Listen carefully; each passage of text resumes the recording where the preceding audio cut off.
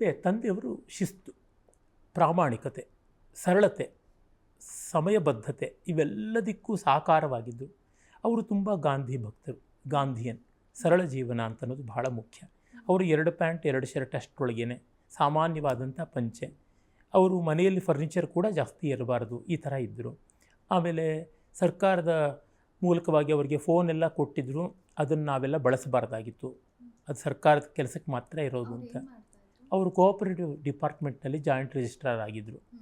Class 1 officer ಆಗಿದ್ದರು. ತುಂಬ ಸರಳತೆ. ಶುಗರ್ ಫ್ಯಾಕ್ಟ್ರಿಗಳ ಕೆಲವುಗಳಲ್ಲಿ ಅವರು ಸೆಕ್ರೆಟರಿ ಆಗಿ, ಅಕೌಂಟ್ಸ್ ಆಫೀಸರ್ ಆಗಿ ಕೆಲಸ ಮಾಡಿದಾಗ ಆಗೆಲ್ಲ ಶುಗರ್ದು ಕಂಟ್ರೋಲ್ ಇತ್ತು.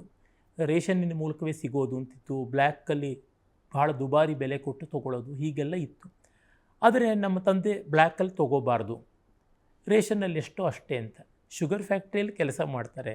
ಕ್ವಾರ್ಟರ್ಸಲ್ಲಿ ಮನೆ ಮುಂದೆನೇ ದೊಡ್ಡ ಗೋಡೌನ್ಗಳಲ್ಲಿ ಸಾವಿರಾರು ಮೂಟೆಗಳು, ಒಂದೊಂದು ಮೂಟೆಯಲ್ಲಿ 100 kg ಸಕ್ಕರೆ ಇರುತ್ತೆ. ಆದರೆ ಅದು ಕೂಡದು, ಅಲ್ಲಿಂದ ಯಾವುದೇ ರೀತಿ ಪಡ್ಕೊಳ್ಬಾರ್ದು. ಬೆಲ್ಲದ ಕಾಫಿ ಆದರೂ ಕುಡಿಬೋದು ಬೇಕಿದ್ದರೆ, ಈ ಥರದ್ದು ಮಾಡಬಾರ್ದು. ಈ ರೀತಿಯಾದಂಥ ಶಿಸ್ತು, ಪ್ರಾಮಾಣಿಕತೆಯ ದೃಷ್ಟಿ ಅವರಿಗಿತ್ತು. ಹಾಗಾಗಿ ನಾನು ಎಷ್ಟೋ ಸ್ಕಾಲರ್ಶಿಪ್ಸ್ ಎಲ್ಲ ಕಳ್ಕೊಳ್ಬೇಕಾಯ್ತು.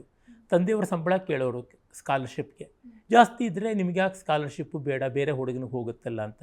ನನ್ನ ಜೊತೆ ಹುಡುಗರ ತಂದೆಯರು ಇನ್ನೂ ಹೆಚ್ಚಿನ ಸಂಪಾದನೆ ಮಾಡ್ತಾಯಿದ್ರು ಕೂಡ ಅವರು ಫಾಲ್ಸ್ ಇನ್ಕಮ್ ಹಾಕಿ ತೊಗೋತಾಯಿದ್ರು. ನನಗೆ ಸ್ಕಾಲರ್ಶಿಪ್ ಬಂದರೆ ವಿದ್ಯಾರ್ಥಿ ಬುದ್ಧಿವಂತ ಅಂತಾರೆ, ನನಗೆ ಬರಲಿಲ್ಲ ಅಂದರೆ ಪೆದ್ದ ಅಂತಾರೆ. ನನಗೆ ಈ ಸಂಕಟ, ಅವಮಾನ.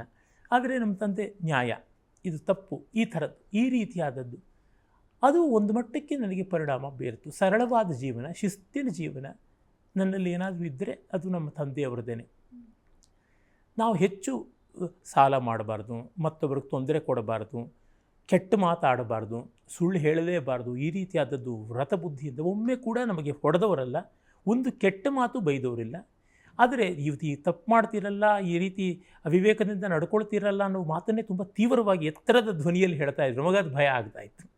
ಜೊತೆಗೆ ಅವರ ಆರೋಗ್ಯವು ತುಂಬ ಸೂಕ್ಷ್ಮವಾಗಿತ್ತು. ನಮ್ಮ ತಂದೆ, ನಾನು 3ನೇ ವರ್ಷದಿಂದ ನನಗೆ ಜ್ಞಾಪಕ ಇದ್ದಿದ್ದು ಅಂತಂದ್ರಲ್ಲ, ಔಷಧ ಕುಡಿತಾ ಇದ್ದ ಚಿತ್ರವೇ ನನಗೆ ಜ್ಞಾಪಕ ಇರೋದು. ನಮ್ಮ ತಂದೆಯವರು ಔಷಧ ಕುಡಿತಾ ಇದ್ದಿದ್ದೆ. ಅವ್ರು ತೀರ್ಕೊಂಡಿದ್ದು ನನಗೆ 37 ವರ್ಷ ಆಗಿದ್ದಾಗ. ಈ 34 ವರ್ಷದ ಅವಧಿಯಲ್ಲಿ ನಾನು ಏನು ಕಂಡೆ ಅವ್ರನ್ನ, 3ರಿಂದ ಈ 37ನೇ ವರ್ಷದ ಅವಧಿಯಲ್ಲಿ ತುಂಬ ಬಾರಿ ಹಾಸ್ಪಿಟ್ಲಿಗೆ ಹೋಗ್ತಾಯಿದ್ರು, ಅನಾರೋಗ್ಯವಾಗ್ತಾಯಿತ್ತು, ಜ್ಞಾನ ತಪ್ಪಿ ಬೀಳ್ತಾಯಿದ್ರು. ಹೀಗಾಗಿ ಅವ್ರಿಗೆ ನೋವಾಗದಂತೆ ನಡ್ಕೊಳ್ಬೇಕು ಅನ್ನುವಂಥದ್ದೆಲ್ಲ ದೃಷ್ಟಿ ಇತ್ತು. ಆದರೆ ಅವ್ರಿಗೆ ಇದು ಹೀಗೇ ಆಗಬೇಕು. ಮತ್ತು ಅವರಿಗೆ ಕಲೆ ಇತ್ಯಾದಿಗಳ ಬಗ್ಗೆ ಇಷ್ಟ ಇರಲಿಲ್ಲ. ಕಲೆ ಮನುಷ್ಯನನ್ನು ಶಿಸ್ತಿನಿಂದ ಆಚೆಗೆ ತಂದು ಬಿಡುತ್ತೆ. ತುಂಬ ಕಲಾವಿದರು ದುರ್ವ್ಯಸನಗಳಿಗೆ ತುತ್ತಾಗಿರ್ತಾರೆ. ಹಾಗಾಗಿ ಕಲೆ ಸರಿಯಾದದ್ದಲ್ಲ. ದೇಶಭಕ್ತಿ ಇರಬೇಕು, ಉದ್ಯಮ ಬಹಳ ಮುಖ್ಯ, ಇಂಡಸ್ಟ್ರಿಯಲೈಸ್ ಆಗಬೇಕು, ಕೃಷಿ ಬಹಳ ಮುಖ್ಯ, ಇಂಥದ್ರೊಳಗೆ ಮುಂದುವರಿಯಬೇಕು, ಈ ರೀತಿಯಾದದ್ದು. ಅವರಿಗೆ ಯಾವ ಮಟ್ಟದ ಒಂದು ಶಿಸ್ತಿನ ದೃಷ್ಟಿ ಅಂದರೆ, ಕೃಷ್ಣ ಸರಿಯಿಲ್ಲದ ವ್ಯಕ್ತಿ, ರಾಮ ಸರಿ ಇರ್ತಕ್ಕಂಥ ವ್ಯಕ್ತಿ. ರಾಮ ಆದರೆ ಸತ್ಯವಂತ, ಸದಾಚಾರಿ, ಏಕಪತ್ನಿ ವ್ರತಸ್ಥ, ಈ ರೀತಿಯಾದಂಥ ದೃಷ್ಟಿ. ಕೃಷ್ಣ ಆದರೆ ಸಮೀಪದಕ್ಕಂತೆ ಸುಳ್ಳು ಹೇಳ್ತಾನೆ, ರಾಸಲೀಲೆ ಆಡ್ತಾನೆ, ಆ ಬಗೆಯ ಅಂಥ ದೃಷ್ಟಿ. ಈ ರೀತಿಯಾದಂಥದ್ದು ನಮ್ಮ ತಂದೆಯ ಜೊತೆ ಸದಾ ಶಾಲೆಯಲ್ಲಿ ಕೂತಂಗಿರ್ತಾ ಇತ್ತು. ಒಂದು ಊರಿಂದ ಇನ್ನೊಂದು ಊರಿಗೆ ಹೋಗೋವಾಗ ಬಸ್ನಲ್ಲಿ ಕಿಟಕಿ ಪಕ್ಕ ನಾನು ಕೂತ್ಕೋತಾ ಇದ್ದೆ, ನನ್ನ ಪಕ್ಕ ನಮ್ಮ ತಂದೆ ಕೂತ್ಕೋಬೇಕು. ದಾರಿ ಉದ್ದಕ್ಕೂ ಏನೇನು ವಿಷಯಗಳಿದೆ ಅದು ಹೇಳಬೇಕು. ಉದಾಹರಣೆಗೆ ಈಗ ಬೆಂಗಳೂರಿನಿಂದ ಹೊಸಕೋಟೆ ಮೂಲಕ ಕೋಲಾರ, ಅಲ್ಲಿಂದ ತಿರುಪತಿ ಆ ಕಡೆ ಹೊರಟ್ವಿ ಅಂತಂದರೆ, ಈಗೆಲ್ಲ ಹೊಸಕೋಟೆ ಕೆರೆ ಇತ್ತು, ಇಲ್ಲವೇ ಇಲ್ಲ. ಆ ಕೆರೆ ಏನು, ಅಲ್ಲಿ ದ್ರಾಕ್ಷಿ ಬೆಳೆ ಬೆಳೀತಾಯಿದ್ರು, ಅದು ಏನು, ಈ ಥರದ್ದು ಪ್ರತಿಯೊಂದು ಕೇಳ್ತಾಯಿದ್ದೆ, ಅದನ್ನೆಲ್ಲ ಹೇಳ್ತಾಯಿದ್ರು. ಹೀಗೆ ಅವ್ರ ಜೊತೆ ಸದಾ ಶಿಕ್ಷಣ. ವಿನೋದ ತುಂಬ ಕಡಿಮೆ.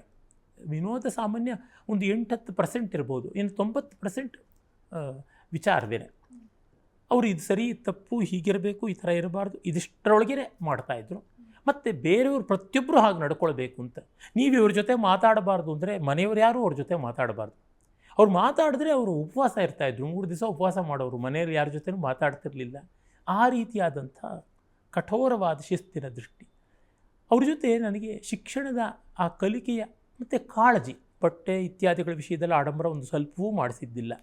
ಆದರೆ ಆರೋಗ್ಯ ಒಂದು ಸ್ವಲ್ಪವೂ ತಪ್ಪಬಾರದು. ಶಾಲೆಗೆ ಫೀಸ್ ಸರಿಯಾಗಿ ಕೊಡಲೇಬೇಕು. ಏನಾದರೂ ಕೊರತೆ ಆದರೆ ಬೇರೆ ಯಾವುದಾದ್ರು ಪುಸ್ತಕ ಕೊಂಡ್ಕೊಳ್ಬೇಕು, ಇನ್ನೊಬ್ಬರನ್ನ ಹೋಗಿ ಕೇಳಬೇಕು. ವಿದ್ಯೆಗೆ ಕೊರತೆ ಆಗಬಾರ್ದು, ಊಟಕ್ಕೆ ಕೊರತೆ ಆಗಬಾರ್ದು, ಮತ್ತು ಇನ್ಯಾವುದು ಕೂಡ್ದು ವಿದ್ಯಾರ್ಥಿಗೆ. ಈ ರೀತಿಯಾದಂಥ ದೃಷ್ಟಿ ಇತ್ತು. ಹೀಗೆ ಅವ್ರದ್ದು ಒಂದು ಸೀರಿಯಸ್ ಡೈಮೆನ್ಷನ್. ಈ ಕಾಲದ ಮಕ್ಕಳು ಆ ರೀತಿಯ ತಂದೆಯರನ್ನು ಊಹಿಸಿಕೊಳ್ಳೋದಕ್ಕೆ ಸಾಧ್ಯ ಇಲ್ಲ ಅನಿಸುತ್ತೆ. ಆ ಒಂದು ಭಾವ ಬಂದದ್ದು.